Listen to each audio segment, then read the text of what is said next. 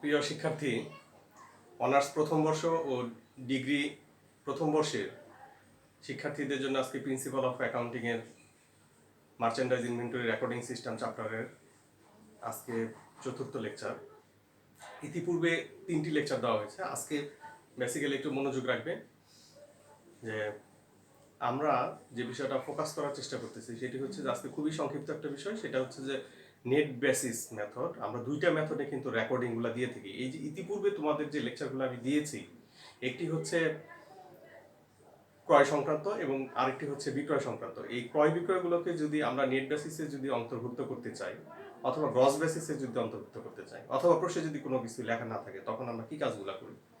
তো প্রথমে খেয়াল রাখবে যে প্রশ্নে যদি কোনো কথা লেখা না থাকে, যে শুধুমাত্র রেকর্ডিং দিতে বলে, তাহলে সেক্ষেত্রে কিন্তু তোমরা অবশ্যই গ্রস বেসিস মেথড অনুসরণ করবে। আবারও বলছি যে যদি প্রশ্নে যদি কোনো কথা লেখা না থাকে বা নির্দিষ্ট কোনো বিষয়বস্তু যে গ্রস বেসিস অথবা নেট বেসিস কোন পদ্ধতিতে অন্তর্ভুক্ত করতে হবে সেটি যদি লেখা না থাকে, সেক্ষেত্রে অবশ্যই গ্রস বেসিস মেথডে তোমরা অন্তর্ভুক্ত করবে।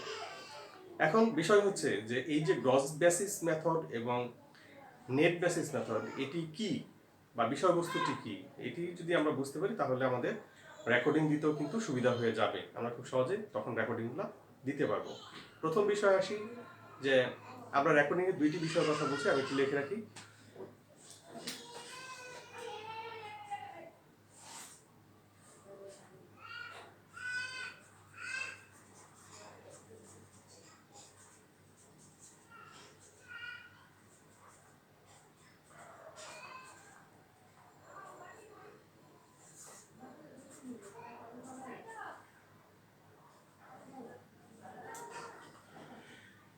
তো গ্রস বেসিস মেথড এবং নেট বেসিস মেথড, প্রথমে তাহলে বিশ্লেষণে আসি যে এই যে আমরা যে লিখলাম যে গ্রস বেসিস মেথড এটি কি।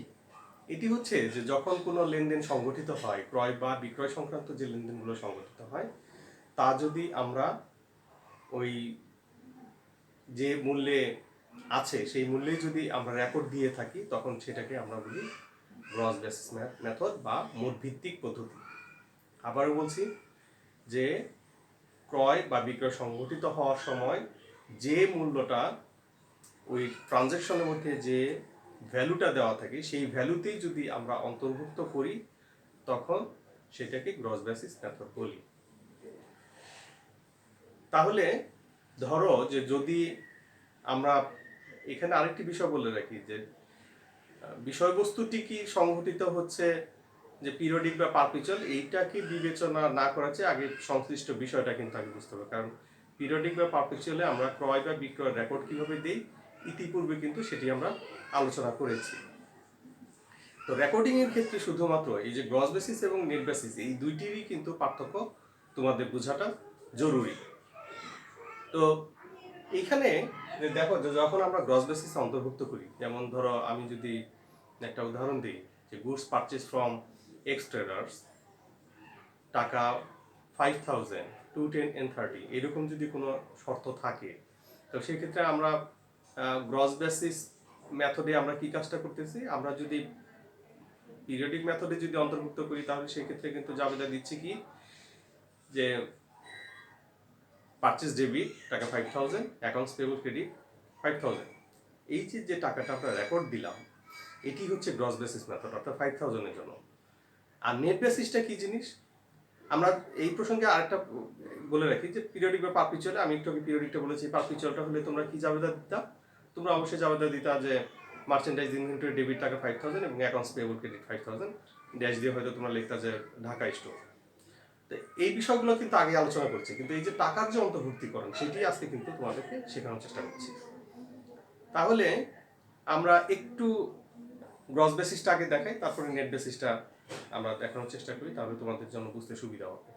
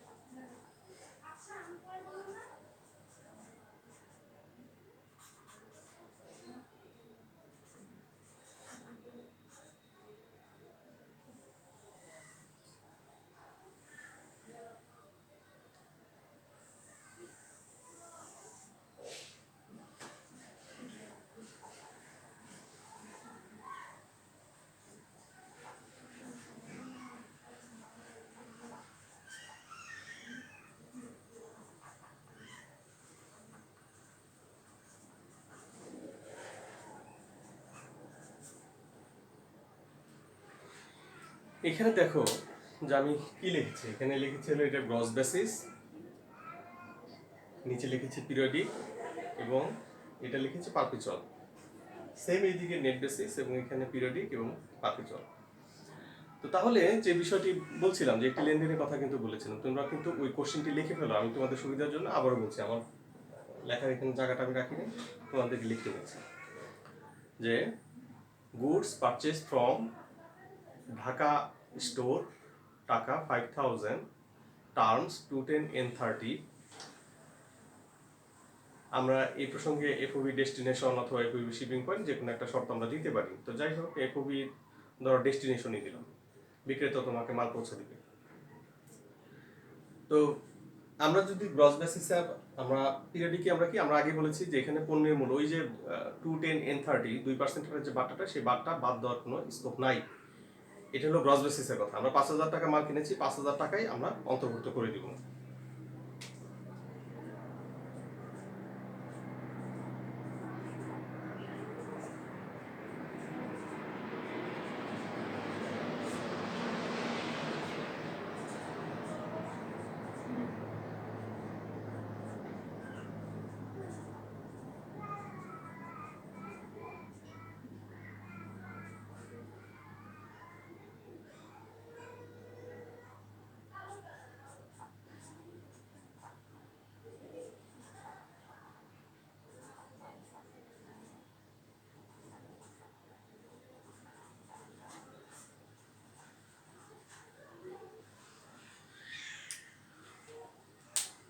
এখানে যা লিখেছি তোমরা লিখে ফেলো।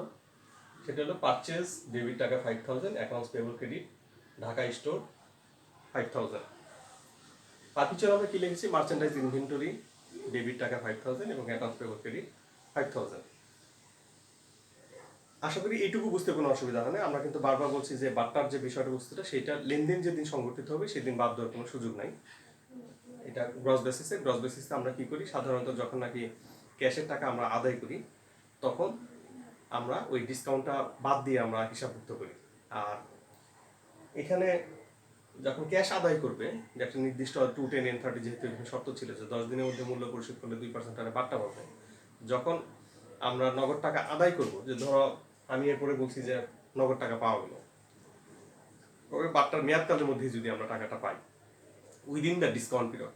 কথা খেয়াল করো যে এখানে আরও বেশি স্পেস হলে ভালো হইতো, তোমাদের জন্য আমার লিখতে সুবিধা হইতো বা দেখাতে সুবিধা হইতো। এই কারণে তোমাদের বারবার বলছি আমি যে তোমরা একটু কথার দিকে একটু খেয়াল করো যে আমি কি বলছি এবং সেটা অনুসরণ করো। আমি বলছি যে এই টাকাটা, আমি এদিকে যাচ্ছি না, পিরিয়ডিকটা এই অংশটা একটু পরে দেখাই। প্রথমে আসি যে আমরা যদি কি করি, উইদিন দ্য ডিসকাউন্ট পিরিয়ডের মধ্যে যদি আমরা মূল্য যদি পরিশোধ করি সেই ক্ষেত্রে কিন্তু আমরা বাট্টা পাবো। এবং এই কথা কিন্তু এর আগে কিন্তু আমরা আলোচনা করেছি যে পিরিয়ডিক পদ্ধতিতে বা পারপিচুয়াল পদ্ধতিতে যদি এই যে নির্দিষ্ট মেয়াদকাল অর্থাৎ বাট্টা পিরিয়ডের মধ্যে যদি আমরা 2% হারে বাট্টা যদি গ্রহণ করি, ধরো সম্পূর্ণ টাকা যদি আমরা গ্রহণ করি, তাহলে কি হবে, 5,000 টাকার 2% হচ্ছে 100 টাকা। 100 টাকা যদি আমরা করি গ্রহণ করি, তখন আমরা কি লিখি যে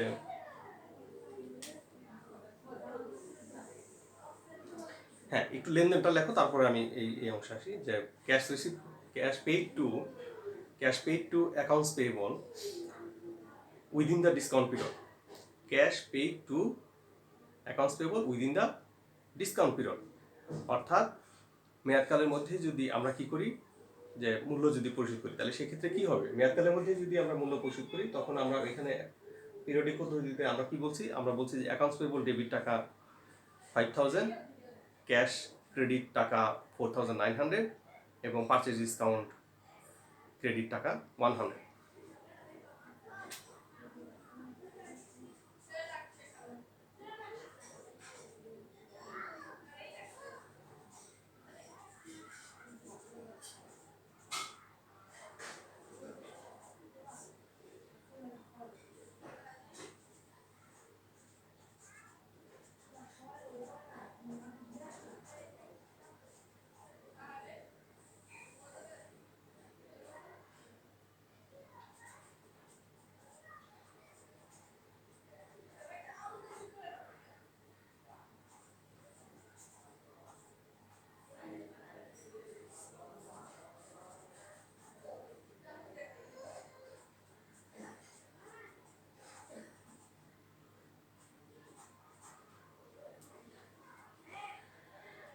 কি লিখেছি, ওই যে কথাটা বললাম সেটা এখানে লিখে ফেলেছি।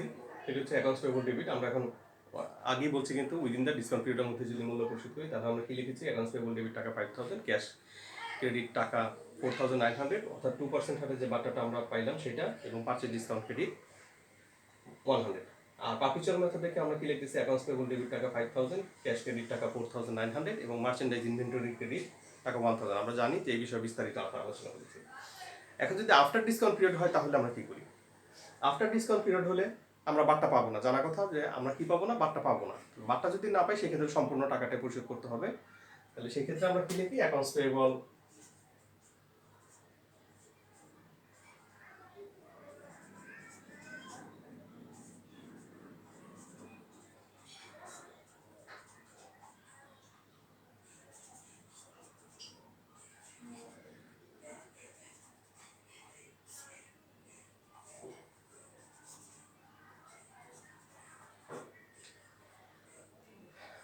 বাট্টা মেয়াদকালের পরে যদি আমরা পরিশোধ করি তাহলে সেক্ষেত্রে কিন্তু সম্পূর্ণ মূল্যটাই পরিশোধ করতে হবে।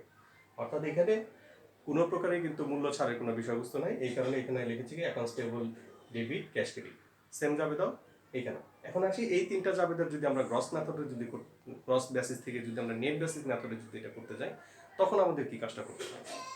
তো তখন প্রথম বিষয় আসছে যে নেট বেসিসে আমরা একটু বলে দিই নেট বেসিসটা কি জিনিস। নেট বেসিস হচ্ছে যে ক্রয় বিক্রয় সংঘটিত হওয়ার সঙ্গে সঙ্গে যদি আমরা বাট্টাটা বাদ দিয়ে যদি হিসাবভুক্ত করি তখন সেটাকে আমরা বলি নেট বেসিস মেথড। সচরাচর বা সাধারণত আমরা শিক্ষার্থীদেরকে বলে দিই যে নেট বেসিস মেথডটা তুমি কখন অনুসরণ করবা। নেট বেসিস মেথডটা শুধুমাত্র তুমি যখন ক্রেতা হবা তখনই অনুসরণ করবা, কখনোই বিক্রয় যখন তুমি করবা তখন কিন্তু নেট বেসিসে অন্তর্ভুক্ত করার কোনো বিধিবিধান নাই। এবং এখানে আরেকটি বিষয় খেয়াল রাখতে হবে যে হ্যাঁ, যদি তোমার কোশ্চেনে থাকে যে তুমি বিক্রয় করেছো এবং বিক্রয় বেলায় নেট বেসিসে করতে হবে, একমাত্র সেই সময় কিন্তু তুমি এই বিক্রয়ের ক্ষেত্রে নেট বেসিস তুমি করতে পারবে। আদারওয়াইজ কিন্তু বিক্রয়ের ক্ষেত্রে কিন্তু নেট বেসিস হয় না, এই কথাটা কিন্তু জেনে রেখো। প্রশ্নে একমাত্র উল্লেখ থাকলে নেট বেসিস করা যাবে, আদারওয়াইজ করা যাবে না। কারণ বাট্টা গ্রহণ করা বা না করার বিষয়বস্তু হচ্ছে ক্রেতার উপরে সম্পূর্ণ কিন্তু নির্ভরশীল। কারণ বিক্রয় করার ক্ষেত্রে যদি আমরা পূর্বেই বাট্টা বাদ দিয়ে দিই তাহলে হিসাবের খাতায় কিন্তু দেনাদারের নিকট বা অ্যাকাউন্টস রিসিভেবলের কাছে আমাদের প্রাপ্য টাকার পরিমাণ কিন্তু কমে যাবে। তো প্রাপ্য টাকার পরিমাণ যদি কমে যায় তাহলে সেই ক্ষেত্রে কিন্তু তোমার এই অ্যাকাউন্টস রিসিভেবলের কাছ থেকে কিন্তু পরবর্তী সময়ে তুমি সম্পূর্ণ টাকা গ্রহণ করতে কিন্তু ব্যর্থ হবা। কারণ অ্যাকাউন্টস রিসিভেবল তোমাকে তখন তার হিসাবের খাতায় যে পরিমাণ টাকা লেখা আছে সেটি কিন্তু সে পরিশোধ করতে চাবে, এটি স্বাভাবিক।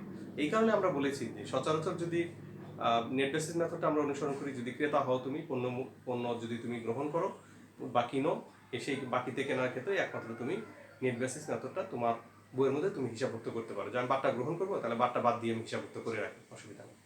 তাহলে সচরাচর বিক্রয়ের ক্ষেত্রে কিন্তু নেট বেসিস মেথড অনুসরিত হয় না, তবে কোশ্চেনে থাকলে অবশ্যই করতে হবে। এবার আসি তাহলে আমরা জাবেদাটা কিভাবে দেবো। আমরা তাহলে কি বললাম যে এই যে ক্রয় সংঘটিত হওয়ার সঙ্গে সঙ্গে যদি আমি বাকিতে কিনছি এবং তখনই যদি আমি মূল্যটা কি করি, আমি যদি কম যদি পরিশোধ করি, বাট্টাটা বাদ দিয়ে যদি আমরা পরিশোধ হিসাবভুক্ত করে ফেলি, রেকর্ডিং যদি দিয়ে থাকি, এটি হচ্ছে নেট বেসিস মেথড।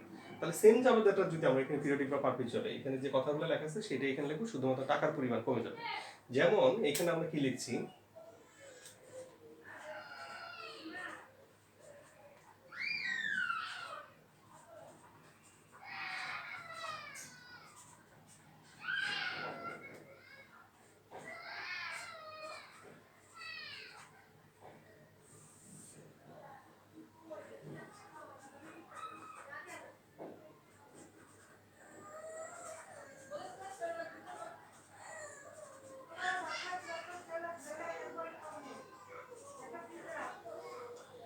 দেখো দুইটার মধ্যে পার্থক্য তোমার চোখে পড়ে কিনা। প্রথম কথা হচ্ছে দেখো যে এখানে 5,000 টাকা, সেটা এখানে হয়ে গেছে 4,900 টাকা, অর্থাৎ আমি 100 টাকা বাদ দিয়ে কিন্তু বাকি টাকা হিসাবভুক্ত করেছি।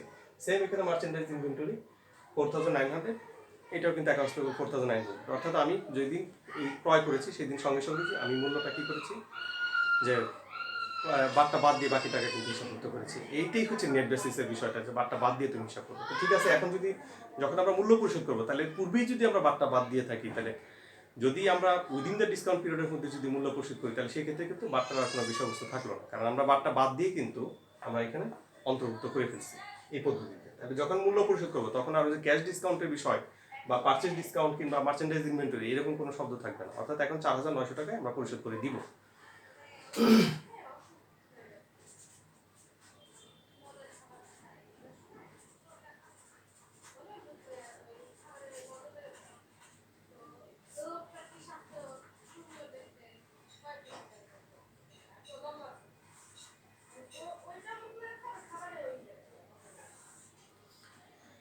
ঠিক আছে, বোঝা গেল কিনা?